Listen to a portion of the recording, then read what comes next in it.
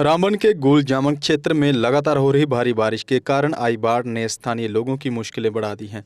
नदी नालों का जलस्तर बढ़ने से खेतों में लगी फसलें पूरी तरह तबाह हो गई हैं और कई रिहायशी मकान भी खतरे की जद में आ गए हैं। स्थानीय लोगों का कहना है कि बाढ़ का पानी घरों के करीब पहुंच चुका है और भूमि के कटाव के कारण मकानों के ढहने का खतरा लगातार बना हुआ है।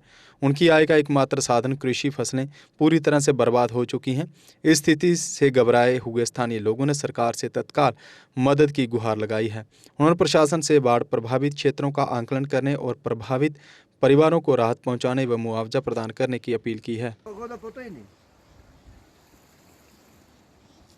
जनाब, आज के दरमियानी शब का वाक़या है कि नाला जाबा जो कि 1982 में यहाँ क्रेट लगाए गए थे, पूरी तरह उससे ही उसको प्रोटेक्ट किया गया था और ज़मींदारों की ज़मीन और मकानात बचे हुए थे। लेकिन आज रात तूफ़ानी बारिश की वजह से तमाम वो क्रेट वगैरह बह गए हैं और तमाम मलबा ज़मीनों में पत्थर और पानी जो है घुस गया और मकानों के नज़दीक पहुंच चुका है।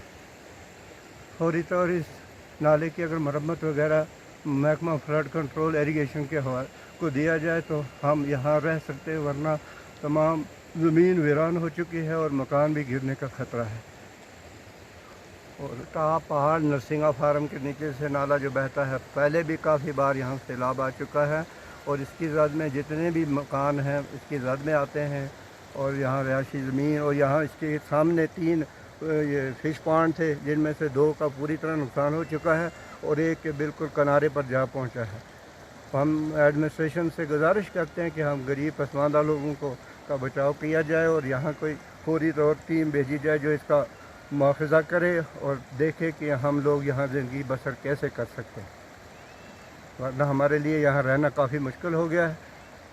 जैसे तूफ़ानी बारिशें हो रही हैं और फौरी तौर हम इस्तदा करते हैं गवर्नमेंट से, जनाब डीसी रामबन साहब से और एसडीएम गुल से कि यहाँ आके मौके पर देखा जाए कि हमारी कितनी तबाही हो चुकी है, फसल पूरी तरह बर्बाद हो चुकी है। तो फ्लड आया रात के 12:30 बजे। 12:30 बजे हम यहाँ से घर छोड़ के निकल गए और रात इतना बड़ा फ्लड आया कि कोई बचने की सूरत नहीं थी। नाला जितना भी था सब भरा गया।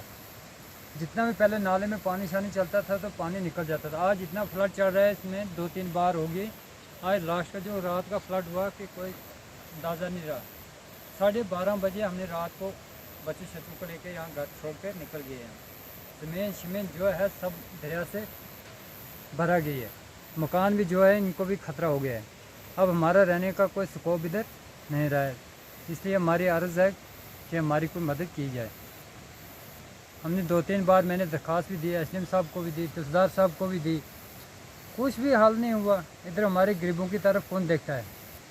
ये छोटे छोटे बच्चे भी इधर पास में इस वक्त खड़े हैं, क्या कर सकेंगे? इधर हाथों से क्या करेंगे, क्या बनाएंगे? इस नाला का हाथ से क्या बनता है?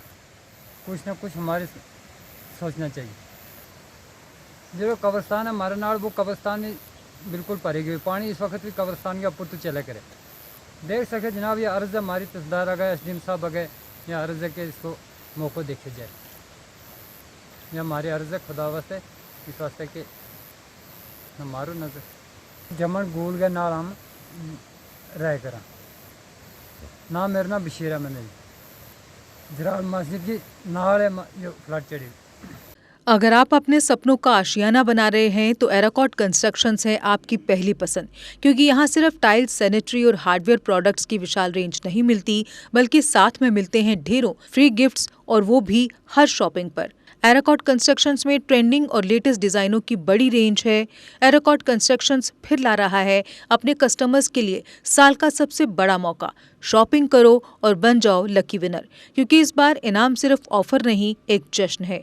और यही नहीं, इस बार आपको बिल्कुल नई Alto car, scooties, 10 smart mobile phone सहित अन्य शानदार इनाम जीतने का मौका भी मिल रहा है। तो देर किस बात की, आज ही आए एराकॉट कंस्ट्रक्शंस, जहां घर का सपना भी पूरा होता है और शॉपिंग बनती है फायदेमंद।